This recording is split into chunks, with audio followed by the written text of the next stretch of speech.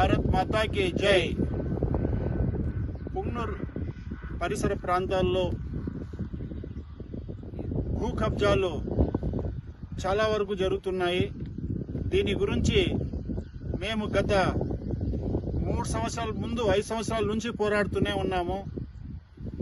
చెరువులు ఆక్రమించుకుంటున్నారు, వంకలు ఆక్రమించుకుంటున్నారు, సాగు చేసుకుంటున్నారు, పుంగనూరులో కౌండిన్య నదిని కూడా ఆక్రమించుకున్నారు.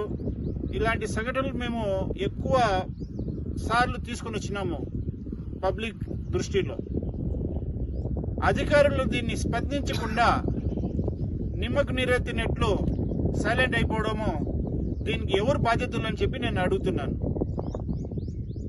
ఉదాహరణకి మన ఆంధ్రజ్యోతి పేపర్లో ఒక చెరువును ఆక్రమించి సాగు భూమిగా మార్చి అని చెప్పి వేశారు. మెయిన్ అన్నమయ్య జిల్లాలోనే సుమారు 13 ఎకరాల భూమి ఉండేది 10 ఎకరాలు సాగు చేసుకుంటున్నారు. ఇదంతా అదే. దీన్ని పట్టించుకోరా ఈ రెవెన్యూ డిపార్ట్మెంట్ వాళ్ళు అని చెప్పి నేను అడుగుతున్నాను. ప్రజలకి అవసరమయ్యే కార్యక్రమాలు చేయాలి, ప్రజలకి కావాల్సిన సదుపాయాలు కల్పించాలి. కానీ ప్రజలు వేరే వాళ్ళు, డబ్బు ఉండేవాళ్ళు, భూ కబ్జాదారులు దీన్ని ఆక్రమించుకొని మీరు సైలెంట్గా ఉంటే ఎట్లా అని చెప్పి నేను అడుగుతున్నాను. దయచేసి ఈ ఆక్రమణ పేపర్లో వచ్చిన దీన్ని ఇక్కడ మేము చూపిస్తా ఉండే దీన్ని అధికారులు స్పందిస్తూ యాజ్ ఎర్లీ యాజ్ తొందరగా దీన్ని ఎవరు ఆక్రమించుకున్నారు లేకపోతే ఎవరికి అని చెప్పి తెలుసుకొని దీని మీద కఠినమైన చర్య తీసుకోవాలని చెప్పి నేను భారతీయ జనతా పార్టీ తరపున ప్రార్థిస్తున్నాను, కోరుకుంటున్నాను. ధన్యవాదములు. భారతీయ జనతా పార్టీ ఆధ్వర్యంలో పుంగనూరు మండల పరిధిలోని ఆక్రమణలపై అనేక పోరాటాలు చేశాం. పర్టికులర్గా ఈరోజు ఈ మండలంలో జరుగుతున్నటువంటి ఆక్రమణలు మరి ఏ మండలంలో కూడా జరగవు, జరిగిండవు కూడా. కానీ ఇలాంటి ఆక్రమణలు రెవెన్యూ అధికారులకు తెలియకపోయినా పత్రికల ద్వారా, అదేవిధంగా భారతీయ జనతా పార్టీ ద్వారా మేమంతా తెలుసుకొని వాటిని రెవెన్యూ అధికారుల దృష్టికి 5 సంవత్సరాలుగా తీసుకెళ్తా ఉన్నాం.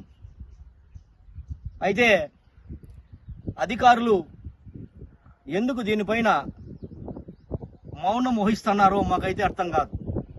ఇందులో ఏమైనా లోపాయకారి ఒప్పందాలు ఏమన్నా జరిగినాయేమో అని మాకు అనుమానంగా ఉంది. ఎందుకంటే గతంలో తీగలమ్మ చెరువు ఆక్రమణకు గురైతే దాన్ని కూడా వెలికి తీశాం. అదేవిధంగా పుంగనూరు పట్టణ నడిబొడ్డులో కౌండిన్య నదిని ఆక్రమించి రియల్ ఎస్టేట్ వ్యాపారులు ఫ్లాట్లుగా విభజించి అమ్ముకోవడం జరిగింది. ఈరోజు ఆ స్థలము కొన్ని కోట్ల విలువ చేసే భూమి. అది ఎంఆర్ ఆఫీసు పక్కన కూడా కౌండిన్య నది పోతుంది, అది కూడా ఆక్రమించి పెద్ద పెద్ద బిల్డింగ్లు కడతా ఉన్నారు. మరి దీని అంతటికీ ఎవరు బాధ్యత వహించాలి, దీనిపైన ఎవరు చర్యలు తీసుకోవాలో మరి అధికారులు ఇప్పటికైనా కానీ ఆలోచించాలి. ఆక్రమణదారులపైన కఠినమైన చర్యలు తీసుకొని ఎడల పుంగనూరు మండలంలో చెరువులు, వంకలు ఎక్కడ కూడా కనుమరుగై కనపడే పరిస్థితి లేదు. కాబట్టి ఎంత చెప్తున్నా రెవెన్యూ అధికారులు మాత్రం అదేదో ఎనుము పైన వాన పడుతుంది అంటాడు పెద్దోళ్ళు సామెత. ఆ విధంగా ఎనుము పైన వాన పడితే చల్లగా ఆరోగ్యంగా ఉంటుందంట ఆ ఎనుము. ఆ మాదిరిగా ఈరోజు అధికారులు మేము వాళ్ళ దృష్టికి తీసుకెళ్తే కూడా వాటిని పరిష్కరించడం లేదు, ఆక్రమణదారులపైన చర్యలు తీసుకోవడం లేదు. కాబట్టి ఈ మాట ఎందుకంటున్నాడో లోపాయకారి ఒప్పందం అని అది గమనించాలి అధికారులు. మీరు ఎలాంటి లోపాయకారి ఒప్పందం చేసుకోకపోతే మరి ఆక్రమణదారులపైన ఎందుకు చర్యలు తీసుకోవడం లేదు, మరి ఎందుకు నిమ్మకు నిర్ణెత్తుగా వ్యవహరిస్తున్నారో మాకైతే అర్థం కాదు. ఈ విషయాలన్నీ కూడా క్రోడీకరించి ఈ కార్యక్రమాలను కలెక్టర్ దృష్టికి కూడా తీసుకెళ్లాలని చెప్పేసి మేమైతే అనుకుంటూ ఉన్నాం. ఇప్పుడు ప్రస్తుతం చూడండి, ఇక్కడ చెరువును ఆక్రమించి ఉన్నాం. ఇప్పుడు కోరుతా ఉన్నాం. కానీ మళ్ళీ డిమాండ్ విషయంగా వస్తే కలెక్టర్ ఆఫీస్ దగ్గరనే మేము ఏదో విధంగా ప్రయత్నాలు చేస్తాం. అప్పుడు అంతవరకు మీరు వెళ్లకుండా వెంటనే ఎక్కడైతే అక్రమాలు జరిగాయో వాటిని అంతా వెలికి తీయండి. ప్రస్తుతం ఇక్కడ చెరువును ఆక్రమించిన వ్యక్తి పైన కఠినమైన చర్యలు తీసుకొని ఆ చెరువులో ఆక్రమించిన భూమిని చెరువుగా చేసి ఫెన్సింగ్ కొట్టి గవర్నమెంట్ స్వాధీనం చేసుకోవాలని చెప్పేసి ఆక్రమణదారులపై కఠినమైన చర్యలు తీసుకోవాలని చెప్పేసి మేమైతే డిమాండ్ చేస్తున్నాం.